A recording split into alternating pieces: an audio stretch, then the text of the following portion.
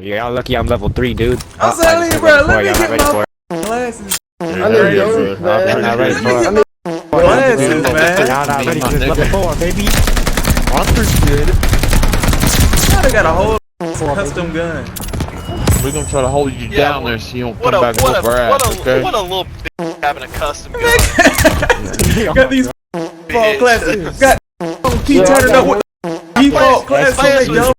With default classes, mother. Look at that. Look at that. Look at that highest KD. Hey guys, what's up? It's your boy Kbreezy here, back yet again. Another amazing video for y'all guys. And in today's video, I'm gonna be showing y'all the absolute greatest settings in Call of Duty Vanguard. I ain't even gonna cap. You know, your boy's got that fresh cut. I ain't gonna lie. Getting straight into the settings on a controller. Start us off with. I have my sensitivity on 13/12, 13 horizontal, 12 vertical. That's just so that as I'm adjusting, looking left to right is very fast, and then while I'm adjusting, looking at somebody's head is slightly slower. That way, it's not really affecting me as much. And then as far as ground and air vehicles, I'm not really using those, so I'm not affecting those multipliers. I have mine set to 0.70, and basically what this does is take what your setting is at. So mine's at 13, multiplies by 0.7, so that's going to give you, I don't know, whatever number I come up with, and basically it makes it slower. I think that makes it around a 7-ish sensitivity when I'm actually aiming down the sights. So when I aim down the actual sights of my gun, I'm functioning in a 7 to 8 sensitivity range. Well, my ADS isn't active. I'm looking around at 13 range. That way I'm getting the best of both worlds. And I don't have a super high sensitivity while I'm ADS and I'm just, overreaching for all my targets. Yeah, I got custom sensitivity on. That way you can customize your ADS sensitivity. Bumper jumper tactical. I don't know if y'all have used this before, but basically it replaces your need to get a scuff controller or a modded controller or anything like that. And basically it switches your jump, crouch, and melee buttons.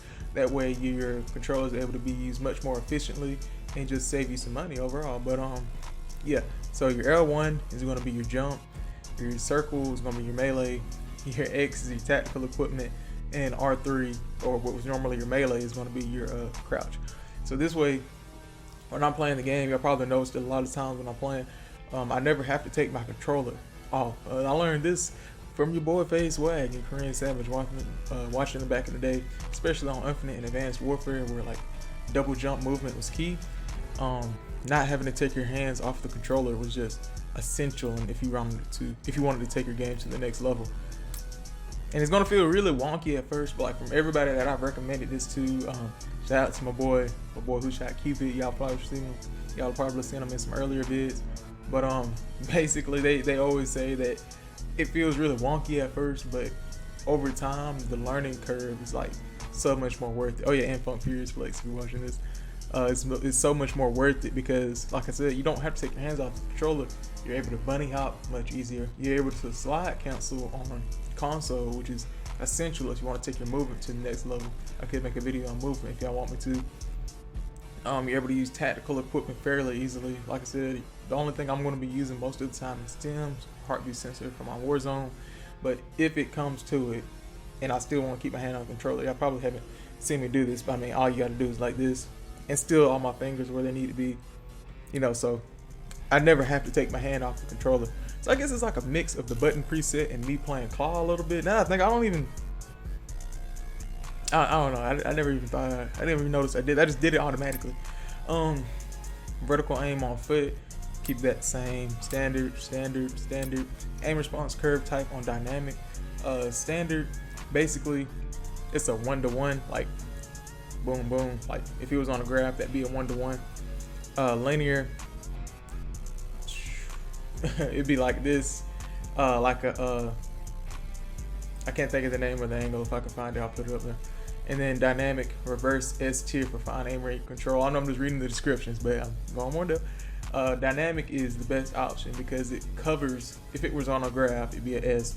It would cover the most points on that graph, or on a controller, or on a keyboard and mouse, cover the most angles of input for your controller. That way you're able to put in much more minute movements and you're able to get much more precise aim, and your aim input is going to be much more like detailed whenever you're actually aiming down sights. Controller vibration, learned this from watching some of the pros that don't play with vibration. If you think about it, even though it's fun and it's satisfying to have a controller vibrate, in reality all you're doing is having the controller checking around while you're trying to play. Like, that's not helping anybody out. It might feel fun, like, oh man, this gun is crazy recoil and the vibration is crazy, but like at the end of the day, turning off your controller vibration allows you to really tune in on what you're doing and not have to worry about the joysticks checking around in your hands. Trigger effect I don't have. I mean, I'm playing on I would have this on, but like I said, I don't have a PS5 and I'm also playing on a PC. Weapon fire third shoulder on. I got instant 1.0 default stick. I don't change my stick. I can see some people change theirs, but I don't think there's really any need to, unless you have like a true reason to. Control orientation up, ADS stick swap off, left trigger, mini input dead zone 1313. Only reason you're gonna need to change your dead zone is if you have stick drift, which happens a lot on older controllers, or controllers that are just, you know, kind of beat up. But otherwise, there's really no reason to change your stick drift or anything. I mean, dead zones. Moving on from that though, subtitles on, subtitles default. Just in Warzone, I kind of just carry this over. There's always a slight chance that you can hear any enemy operator saying, enemy C4 planted, or I'm getting shot at, or, you know, something like that. Like, there's always a small chance that could happen, so I have my subtitles on just in case I'm able to catch one of those moments. Text chat all, boom, boom, boom, boom, boom, boom. I'm just gonna run through these. These are all just if you want to see your stats on the doodle bar, but getting onto something more important. Got audio. I have my audio master volume on 100, overall game audio, music volume on 10 to 30, depending on how I'm feeling, because that stuff gets really annoying when you're in late game or Warzone, where I'm just sitting and I got the loudest World War III marching band playing in my headphones while I'm trying to clutch up a 1v4. Dialogue volume. You can turn this down. I might go ahead and turn this down, but like, you know, basically the commentator, whenever he speaks over you, sound effects, I keep this at 100. Like I said, you might potentially hear somebody blow up a grenade or something from that wall over there. Have this off. Just it doesn't affect me. You can change your hit marker sound, so you can have the classic Call of Duty hit marker sound that we've had in, you know, all games, or the Vanguard hit marker sound. I just got mine on Vanguard, just switch it up. Headphones default. On Warzone, I think I have it on boost low, but headphones is pretty good if you're using headphones, of course. Kill streak music on, just help me get in the zone, get locked in. Mono audio, basically this will make it play on either one side of your headset. And get all that. Voice chat on, voice chat, microphone, voice chat. Have my field of view not quite on 120, because I don't know, it just looks weird on 120. Like, I feel like I got that silence, and just so that I know when I do like activate that silence, I guess I have mine on 120. But yeah, so I got mine on 114.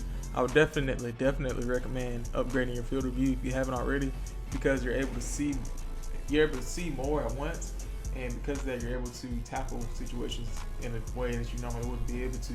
And your movement's going to feel much more fluid. It's going to be much more efficient because you're not having to second guess yourself. Like, I wonder if there's a guy around this corner. Like, I'm just going to, like, you can see from this preview, you can see if there's going to be a guy around that corner, you know, much more so than if you had on, say, a 60 or the default 80 field of view. Now, this is something they're really good at Warzone. Camera moving on default. This is major. Turning off world and weapon motion blur. Even though it makes the game look really smooth, at the end of the day, you're literally blurring what you're looking at. So like I said, if you want just, you know, casual, just play to play, then yeah. But if you're serious about it, which I'm guessing you are, if you're watching this video because you're balling out on everybody and anybody with anything, then I'm going to turn that off. And video reflex, low latency.